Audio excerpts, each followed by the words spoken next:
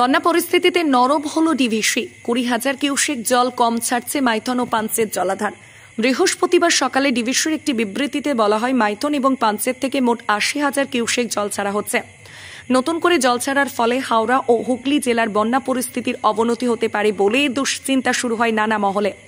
বন্যা পরিস্থিতির মাঝে দামোদর ভ্যালি কর্পোরেশনের ডিভিসি ঘোষণা, প্রায় 20,000 কিউসেক জল কম ছাড়বে জলাধারগুলি।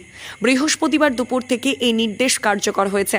ডিভিসির তরফে বিবৃতি দিয়ে জানানো হয়েছে যে মাইথন এবং পাঞ্চেত থেকে যথাক্রমে 10,000 এবং 50,000 কিউসেক জল ছাড়া হচ্ছে। বৃহস্পতিবারও দামোদর উপত্যকার বিভিন্ন বাঁধ ও জলাধার থেকে জল ছাড়া শুরু হয়। বৃহস্পতিবার সকালে ডিভিসির একটি বিবৃতিতে বলা হয়, মাইথন এবং পাঞ্চেত থেকে মোট 80,000 কিউসেক জল ছাড়া হচ্ছে। নতুন করে জল ছাড়ার ফলে দক্ষিণবঙ্গের হাওড়া ও হুগলি জেলার বন্যা পরিস্থিতি অবনতি হতে পারে বলে দুশ্চিন্তা শুরু হয় নানা মহলে। ওই বিবৃতিতে বলা হয়েছিল, আবহাওয়ার পরিস্থিতির কারণে জলস্তর ক্রমাগত বাড়তে থাকায় মাইথন এবং পাঞ্চেত বাঁধের উপর চাপ বাড়ছে। এই পরিস্থিতিতে তাই মাইথন থেকে 10,000 এবং পাঞ্চেত থেকে 70,000 কিউসেক জল ছাড়া হবে।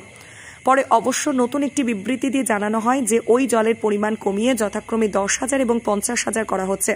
ডিভিসির যুক্তি, আসানসোল, দুর্গাপুর ও ঝাড়খণ্ডে যে বৃষ্টি হচ্ছিল তা এখন বন্ধ হয়েছে, ফলে জল কমেছে জলাধারগুলিতে। সে কারণেই কমানো হচ্ছে জল ছাড়ার পরিমাণ। ওই জল দামোদর নদী বেয়ে দুর্গাপুর ব্যারেজে আসবে। তবে হাওড়া, হুগলি ও পূর্ব বর্ধমানের দামোদর তীরবর্তী এলাকা প্লাবিত হওয়ার সম্ভাবনা তৈরি হয়েছে।